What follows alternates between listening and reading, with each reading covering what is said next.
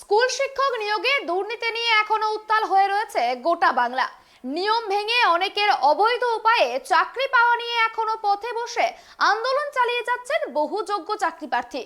এরই মধ্যে ভুয়ো নিয়োগপত্র দেওয়ার অভিযোগে এক স্কুল শিক্ষককে গ্রেপ্তার করল পুলিশ। এই ঘটনায় চাঞ্চল্য ছড়িয়েছে নদিয়া জেলায়।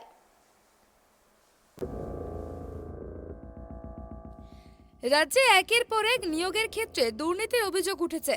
ইতিমধ্যেই শাসক দলের বেশ কয়েকজন নেতা মন্ত্রী নিয়োগের দুর্নীতির দায়ে কেন্দ্রীয় তদন্তকারী সংস্থার হাতে গ্রেপ্তার হয়ে জেলবন্দি। শিক্ষা প্রশাসনের বেশ কয়েকজন আধিকারিকের ও দুর্নীতিতে জড়িয়ে থাকার প্রমাণ মিলেছে বলেই দাবি ইডি এবং সিবিআইয়ের মতো কেন্দ্রীয় তদন্তকারী সংস্থাগুলির। নিয়োগে দুর্নীতির ইস্যুতে যখন রাজ্য রাজনীতি উত্তাল, তখনই ভুয়ো নিয়োগপত্র দেওয়ার অভিযোগে পুলিশের জালে ধরা পড়লেন নদিয়া জেলার এক শিক্ষক। জাল নিয়োগপত্র দেওয়ার অভিযোগে শনিবার ওই ব্যক্তিকে গ্রেপ্তার করা হয়েছে। ধৃত ব্যক্তির বিরুদ্ধে অভিযোগ 6,85,000 টাকা ঘুষ নিয়ে জাল নিয়োগপত্র দিয়েছিলেন তিনি। অভিযুক্ত স্কুল শিক্ষকের নাম কমলেন্দু রায় বলে স্থানীয় সূত্রে জানা গিয়েছে। তার বাড়ি নদিয়ার কৃষ্ণগঞ্জ থানার বার্নপুরে। ধৃত স্কুল শিক্ষকের বিরুদ্ধে অভিযোগ 6 মাস আগে সুমন ঘোষ নামে এক যুবকের কাছ থেকে প্রাইমারি স্কুলে চাকরি দেওয়ার নাম করে 6,85,000 টাকা নিয়েছিলেন তিনি। টাকা নেওয়ার বেশ কিছুদিন পরেই তাকে জাল নিয়োগপত্র দেয়। পরবর্তী সময়ে ফের প্রাথমিক শিক্ষকের নিয়োগপত্র দিয়েছিলেন। সুমন নামে ওই যুবক জানতে পারে সেই নিয়োগপত্রটিও জাল। এরপর গত 22 জুলাই শিক্ষক কমলেন্দু রায়ের নামে কৃষ্ণগঞ্জ থানায় অভিযোগ দায়ের করেন তিনি। পুলিশে অভিযোগ দায়ের হওয়ার পরেই গা ঢাকা দিয়ে উত্তর 24 পরগনার খড়দাতে থাকছিলেন ওই স্কুল শিক্ষক।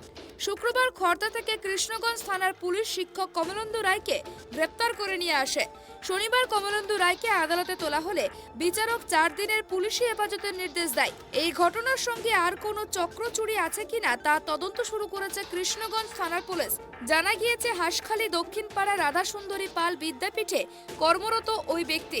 ধৃত স্কুল শিক্ষক জানান, টাকা দিতে পারছিলাম না বলেই বাড়ি ছেড়ে অন্যত্র থাকছিলাম। আমি শুধু একজনকেই চাকরি দেওয়ার কথা বলেছি। ধৃত স্কুল শিক্ষক অন্য আরেক ব্যক্তির দিকে অভিযোগের আঙুল তুলেছেন।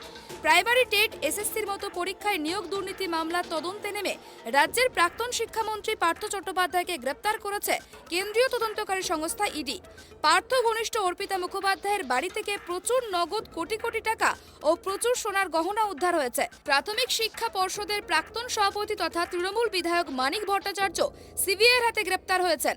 তার বিরুদ্ধেও টাকার বিনিময়ে চাকরি দেওয়ার অভিযোগ উঠেছে। তাৎপর্যপূর্ণভাবে মানিক নদিয়া থেকে নির্বাচিত বিধায়ক।